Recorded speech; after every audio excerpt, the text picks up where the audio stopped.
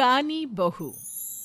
किशोरी लाल जी के बेटे राघव की शादी की बात जगह जगह चल रही थी, लेकिन किशोरी लाल जी को कोई लड़की पसंद ही नहीं आती थी। और उसकी एक ही वजह थी, किशोरी लाल जी का लालची होना। उनको लड़की वालों से मोटा दहेज चाहिए था और इसी चक्कर में एक दिन वो एक बहुत पैसे वाले के घर अपने बेटे का रिश्ता लेकर पहुंचे। उस आदमी का नाम था ओम प्रकाश। देखे किशोरी लाल जी, मेरी एक ही बेटी है और मेरी सारी संपत्ति जायदाद सब कुछ मेरी बेटी नैना का ही है। पापा, नाम से लगता है बहुत खूबसूरत होगी। कितना अच्छा नाम है ना, नैना। ओ, वैसे बात तो सही है आपकी। अब इतना पैसा है, जमीन जायदाद है, इकलौती बेटी, आप भी क्या करेंगे? सब कुछ उसे ही देंगे ना। बिल्कुल ठीक पहचाना आपने। बस बेटी की शादी और सारी जायदाद उसके नाम। पापा, बिना देखे हाँ कर दीजिए ना। इतना अच्छा रिश्ता फिर कहाँ मिलेगा? माला माल हो जाएंगे हम। मैं अपनी बेटी को बुलाता हूँ। अरे नहीं नहीं नहीं नहीं, आपकी बेटी का नाम नैना है, सुनकर ही लगता है बहुत सुंदर होगी। रहने दीजिए अंकल, मैं तो आपकी बेटी के नाम से ही इतना खुश हो गया हूँ कि उसे बिना देखे शादी करने को तैयार हूँ। अब तो मैं उसका चेहरा सीधे शादी के बाद ही देखूंगा। और इस तरह राघव नैना का चेहरा नहीं देखता और उससे शादी कर लेता है। शादी के बाद अपनी सुहाग रात पर जब राघव नैना का घूंघट उठाकर देखता है तो नैना की आंखें बंद थी। कितनी खूबसूरत हो तुम नैना, जरा अपनी आंखें खोलकर मेरी तरफ देखो तो सही। नहीं, मुझे शर्म आती है। अरे, मैंने तुम्हें शादी से पहले भी नहीं देखा, और अब अगर तुम आंखें खोलकर मुझे देखोगी भी नहीं तो मुझे अच्छा कैसे लगेगा? इससे पहले कि नैना अपनी आंखें खोलकर राघव की तरफ देखती, अचानक से लाइट चली गई और राघव नैना को पूरी तरह से देख भी नहीं पाया। अगली सुबह नैना राघव के लिए नाश्ता बनाकर लेकर आई। अरे ये क्या, आधा पराठा सीका हुआ है और आधा बिल्कुल कच्चा। ये तुमने क्या किया नैना? बहू, तुमने क्या आधा पराठा तवे से नीचे लटका कर रखा था, जो आधा सिका है और आधा कच्चा? मुझे जितना दिखेगा उतना ही तो सीखूंगी ना पापा जी। जहाँ जहाँ मुझे नजर आ रहा था वहाँ मैंने सीख लिया, जहाँ जहाँ नहीं दिखा वहाँ कच्चा रह गया होगा। इसका क्या मतलब है? ये कैसा मजाक कर रही है तुम? अरे बहू, तुमने इतना लंबा घूंघट क्यों लगाया हुआ है? देखो, हमारे घर में बहुओं को बेटी की तरह रखा जाता है, और फिर तुम तो इतना सारा माल लेकर आई हो। देखो, ये घूंघट डालकर रखने की कोई जरूरत नहीं है। हाँ नैना, पापा जी ठीक कह रहे हैं, तुम तो आराम से रहो, अपना ही घर समझो। नैना अचानक से अपना घूंघट उठा लेती है। अरे ये क्या पापा, नैना की तो एक आंख फूटी हुई है। नाम से नैना, लेकिन ये तो कानी बहू निकली। मेरे साथ धोखा हुआ है, धोखा। बिना दिखाए अपनी कानी लड़की मेरे संग ब्याह दी। मुझे कानी बीवी नहीं चाहिए।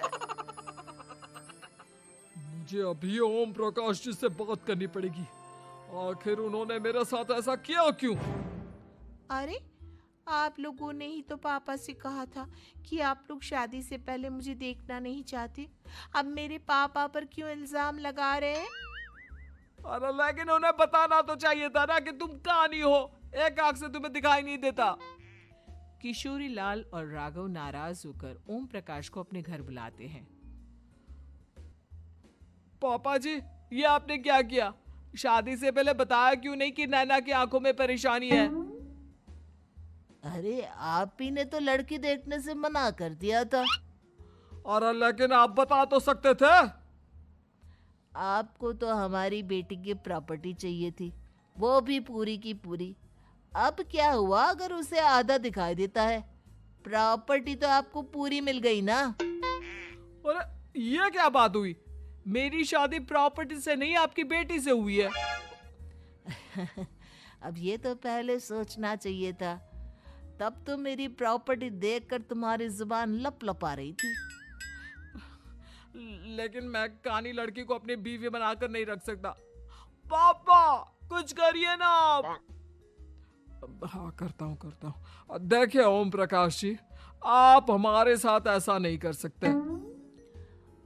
और तुम देखो, अगर तुमने मेरी बेटी से शादी तोड़ी ना, तो जो भी प्रॉपर्टी मैंने तुम्हें दी है वो तो पूरी की पूरी वापस ले ही लूंगा, और आधी प्रॉपर्टी तुम्हारी भी लूंगा। अरे मेरी आधी प्रॉपर्टी भला क्यों लेंगे आप? इसलिए क्योंकि मेरी बेटी को आधा नजर आता है और उसकी नजर अभी तक तुम्हारी आधी जायदाद पर ही पड़ी है। अब तुम उसे घर से निकालोगे तो कुछ तो लेकर जाएगी ना। और अगर हम आपकी बेटी को अपने घर की बहू बनाकर रखे तो? तो तुम्हारी पूरी प्रॉपर्टी तुम्हारी ही रहेगी, और जो मैंने तुम्हें दिया है ना, उसमें से बस मैं आधा लेकर जाऊंगा। अरे लेकिन अब आप अपनी दी हुई प्रॉपर्टी में से आधी वापस क्यों लेकर जाएंगे? अगर मैं आपकी बेटी को अपनी पत्नी बनाकर रखने को तैयार हूं तो? इसलिए ताकि भविष्य में अगर तुम मेरी बेटी को धोखा दो तो उसके पास कुछ तो रहे जो पति का हो। वैसे मेरे पास तो बहुत कुछ है, लेकिन अपने पति की कोई निशानी तो उसके पास होनी चाहिए ना। अब अगर तुमने मेरी बेटी को कानी कहा तो तुम्हें प्रॉपर्टी भी कानी ही मिलेगी, पूरी नहीं। जमाए राजा।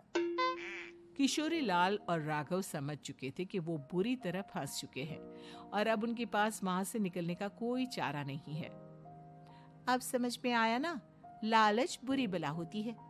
एक तो तुम्हें प्रॉपर्टी मिली, ऊपर से बीवी मिली, उसमें तुम्हें नखरे भी दिखाने हैं। आए बड़ी, चुपचाप बैठो दोनों। कुछ दिनों के बाद नैना राघव की कार लेकर बाजार घूमने निकलती है और जब कार लेकर वापस आती है, ये क्या? एक तरफ से मेरी गाड़ी पूरी खराब हो चुकी है।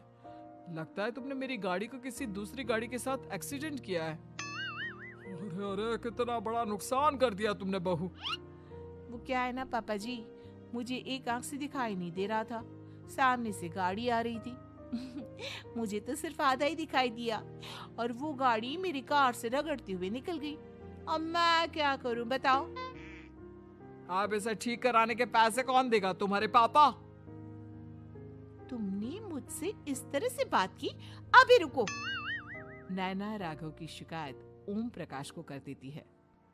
देखो राघव, अब जो मेरी आधी प्रॉपर्टी तुम्हारे पास थी ना, उसमें से आधी और मैं लेकर जाऊंगा, क्योंकि तुमने मेरी बेटी को डांटा।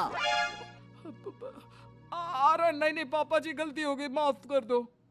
गलती की तो कोई गुंजाइश ही नहीं। अगली बार मेरी बेटी को डांटा तो बची हुई आधी में से आधी और ले जाऊंगा। लालच के चक्कर में हम दोनों ने बहुत बड़ी गलती कर दी बेटा। एक तो तुम्हें कानी बहू मिली और ऊपर से जो माल मिला वो भी काना। इस तरह राघव की हर एक गलती पर ओम प्रकाश उसकी प्रॉपर्टी का आधा आधा हिस्सा लेकर अपना सारा माल वापस ले गया और राघव को कानी बीवी से काम चलाना पड़ा।